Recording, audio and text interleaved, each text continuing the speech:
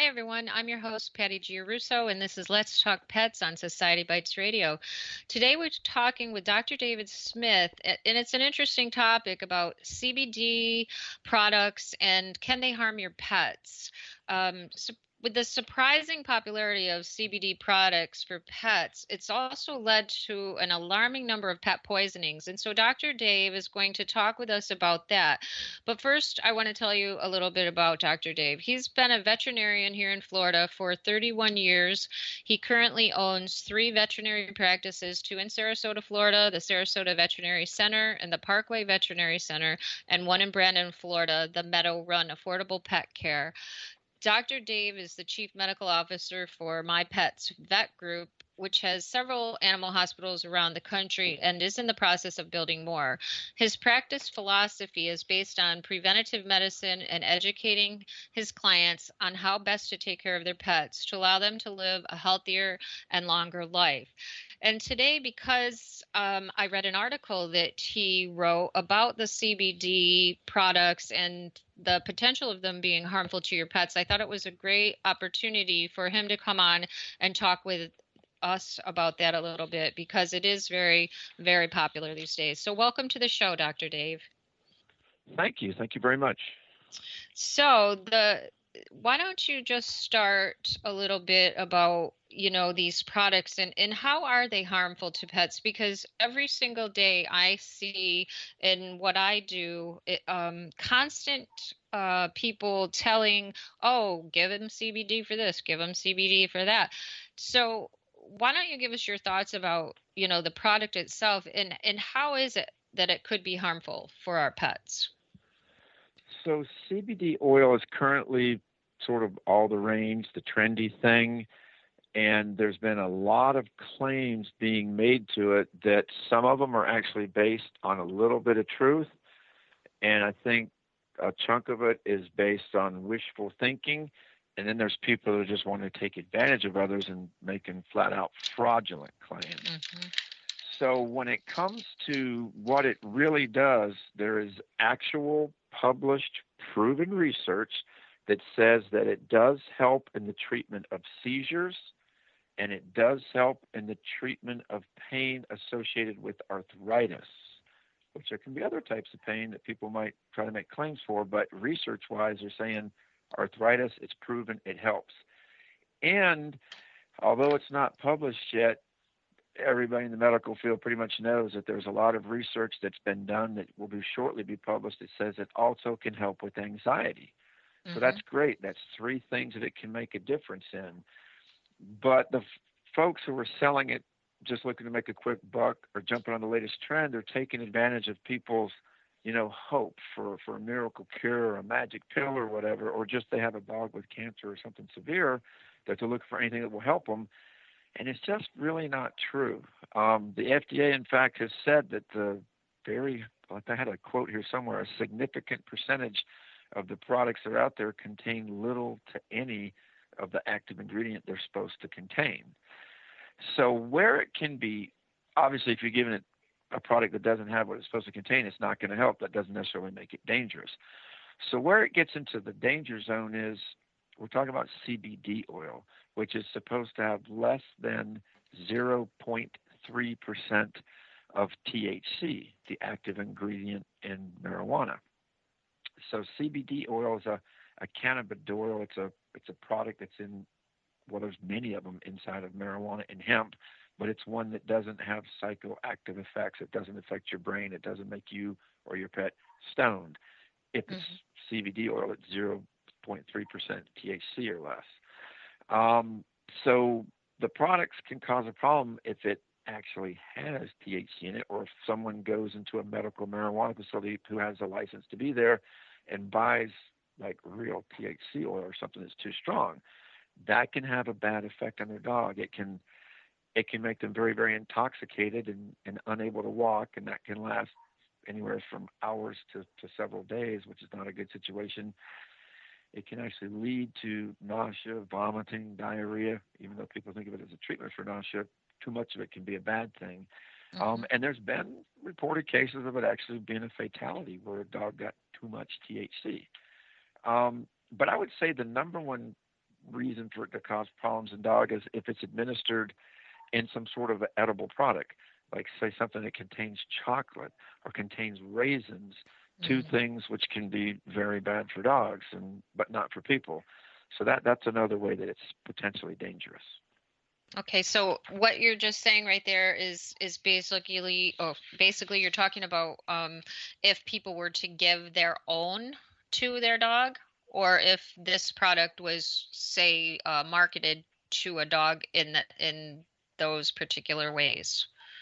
So the edible products that contain chocolate or raisins would probably be a people product if someone went and got and gave to their own dog. I haven't seen or heard of any products that were marketed for dogs that contain those products, because usually people that know dogs know they can't have that, and right. So nobody would make money trying to sell that. So then the danger, I don't think it's so much danger. The problem for the dog then is just that you give them something that's not what it says it is. Right. That's just a huge problem. It's not a regulated product. So you could go mix something up in your bathroom sink and sell it to more, and you're not exactly breaking the law because it's not a regulated product. Right. So people don't really know what they're getting, or they believe. Exactly. I think people become very gullible, and they believe. I actually, before we did our interview, I was looking online, and it was very scary that I saw this one particular article, and it was claiming, like you just said, to cure cancer in your pet. And for people that have a dog that's sick and believe that's really bad. Yes, and they're taking advantage of their fears. Now, there are people who use it because their animal might be in pain from cancer and they're hoping it would help. Well, the research hasn't been done to show if it will or it won't, so it's probably not such a bad thing if they try it. But so say you do want to use one of these products on your dogs, there's no research that's been done to determine the correct dosage in dogs. Their system is a little bit different than a people system. So you got to be careful with your dosage. And then if you choose a product that you want to use, your best bet would be to talk to other people who had used the product on their dog and say, well, what did you think? Did you think it helped? If it really did make a difference, then okay, give it a try.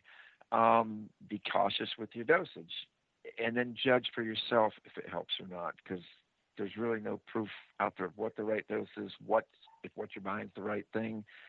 So that's kind of what you're left with. Yeah. Now, would you recommend that people consult with their veterinarian if they were going to use this product? And you know, what would you say to somebody if I called you up and said, "Oh, hey doc, I want to give my dog some of this and I'm going to stick it all over his dog food or whatever."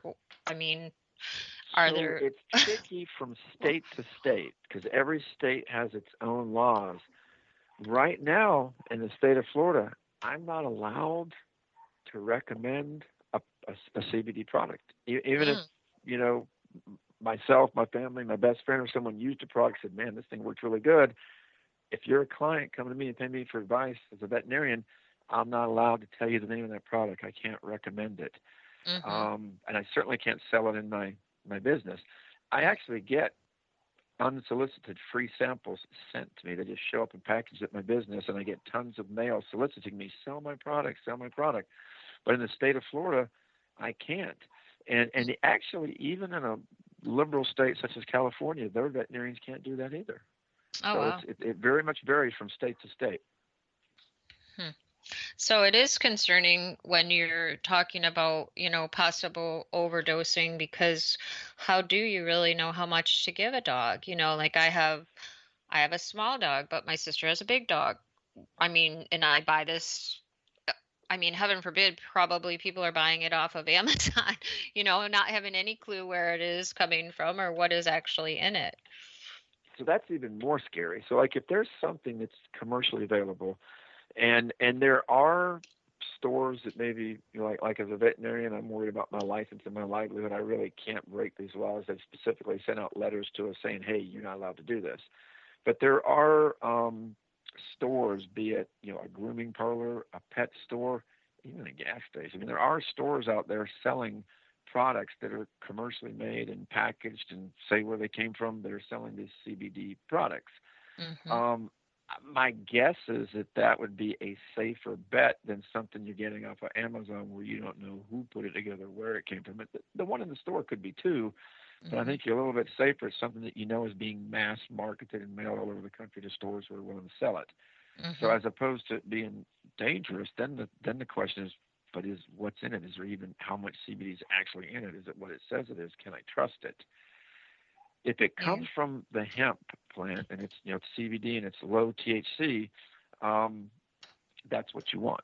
If it comes from real marijuana or they didn't do a good job of separating out the active like THC ingredient, that's when you get in problems with overdosages. Mm-hmm. Hmm.